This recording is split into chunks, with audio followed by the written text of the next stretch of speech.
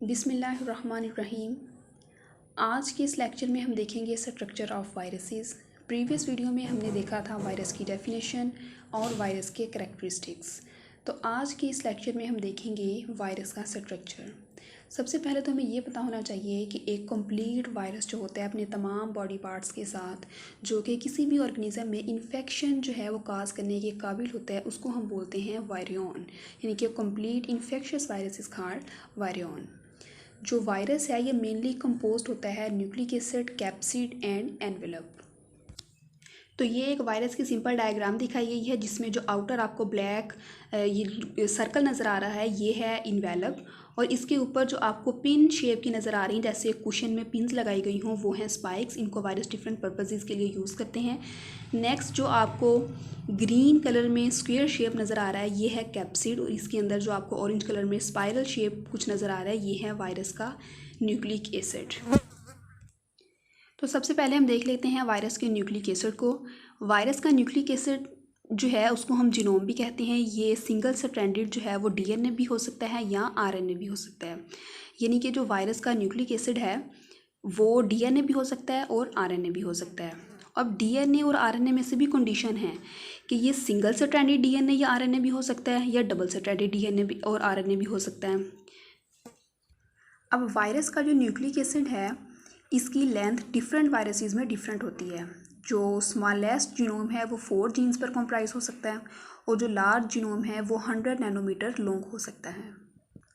Next हम देखेंगे capsid. Capsid जो है ये प्रोटीनेशियस कोट है अराउंड द न्यूक्लिक एसिड। जैसे कि प्रीवियस डायग्राम में आपने देखा कि जो स्पाइरल शेप उसका न्यूक्लिक एसिड था उसके सराउंडिंग में एक ग्रीन कलर का स्क्वायर बॉक्स था जो कि उसका कैप्सिड था। अब कैप्सिड जो है ये प्रोटीन सब यूनिट से मिलकर बना हुआ होता है जिन्हें हम कहते हैं कैप्सोमर्स। अब ये कैप्सोमर जो हैं ये सेम काइंड की प्रोटीन्स भी हो सकती हैं या डिफरेंट काइंड की प्रोटीन्स भी हो सकती हैं। अब वायरस के अंदर जो कैप्सिड और न्यूक्लिक एसिड होता है इनको हम कलेक्टिवली कहते हैं न्यूक्लियोकैप्सिड। उसके बाद हम देखेंगे कैप्सिड के फंक्शंस। तो सबसे पहला फंक्शन कैप्सिड का ये है कि ये वायरस को शेप प्रोवाइड करता है। अब आप ये सोच रहे होंगे कि सबसे जो आउटर पार्ट था वो तो इन्वेलप था, तो फिर कैप्सिड किस तरह से शेप प्रोवाइड करता है। तो देखें कुछ वायरसेस ऐसे होते हैं जिनमें इन्वेलप नहीं होता, तो उनका जो सबसे आउटर पार्ट होता है वायरस का वो कैप्सिड होता है। इसलिए वायरस जो है कैप्सिड जो है वो वायरस को शेप प्रोवाइड करता है। उसके अलावा सेकंड पॉइंट में ये है कि कैप्सिड के ऊपर कुछ ऐसे स्ट्रक्चर्स होते हैं या कैप्सिड खुद वायरस को होस्ट के साथ अटैच होने में हेल्प करता है। नेक्स्ट पॉइंट है proteins of capsid helps virus to inject its DNA into the host cell. अब देखें वायरस जब लिविंग सेल में एंटर हो गया है तो लिविंग सेल में एंटर होकर वायरस ने क्या करना है कि उस सेल में इन्फेक्शन काज करना है। इसके लिए वायरस को अपना जो डीएनए होता है वो लिविंग सेल में इंजेक्ट करना पड़ता है। तो अब वायरस ने अपना डीएनए इंजेक्ट करना है लिविंग सेल में, तो इस इंजेक्शन में जो कैप्सिड की प्रोटीन्स हैं वो वायरस की हेल्प करती हैं, वो हेल्पफुल होती हैं वायरस को अपना डीएनए होस्ट में इंजेक्ट करने के लिए। नेक्स्ट पॉइंट है कि capsid protects virus from host enzyme digestion. अब वायरस ने जिस लिविंग ऑर्गेनिज्म पे अटैक करना है उसमें इन्फेक्शन काज करना है, तो वो जो लिविंग सेल है वो वैसे तो नहीं बैठा रहेगा कि ठीक है वायरस तुम आओ अटैक करो और मुझ में जो है ना वो इन्फेक्शन काज कर दो।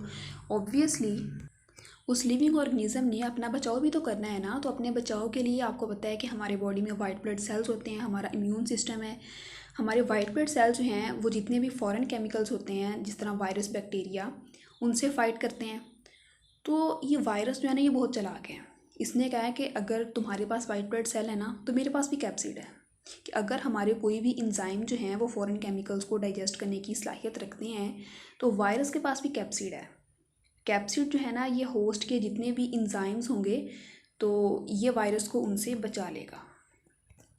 फिर लास्ट इसका फंक्शन है कि इसने न्यूक्लिक एसिड को सराउंड किया हुआ होता है, ये न्यूक्लिक एसिड को प्रोटेक्ट करता है। उसके बाद लास्ट इसका पार्ट है इन्वेलप।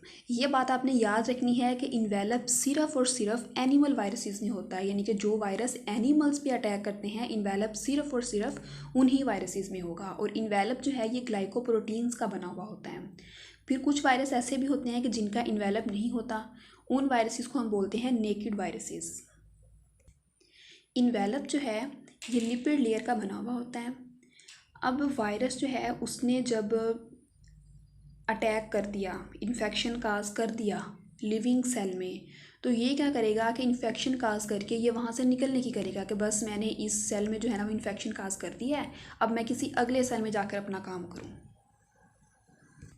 अब ये लिविंग सेल में एंटर तो हो गया था, इन्फेक्शन भी काज कर दिया, लेकिन उसके बाद इसने लिविंग सेल से निकलना कैसे है? तो वायरस जो है ये बडिंग प्रोसेस के ज़रिए लिविंग सेल से एग्जिट करता है। तो लेकिन ये है, अब देखिए वायरस कितना चालाक है, ये जाते जाते भी कार्रवाई कर जाएगा। जब ये लिविंग सेल को एग्जिट करेगा ना तो क्या करेगा, जाते जाते जो उसकी सेल मेम्ब्रेन होगी ना लिविंग सेल के, वहाँ से लिपिड ले जाएगा, वहाँ से लिपिड लेके अपने गेट कवर बनाएगा और चुप करके वहाँ से निकल जाएगा। तो आज की इस वीडियो में हमने देखा वायरस के स्ट्रक्चर को। वायरस जो हैं ये 3 पार्ट्स पे कंपोज्ड होते हैं, nucleic acid, capsid and envelope.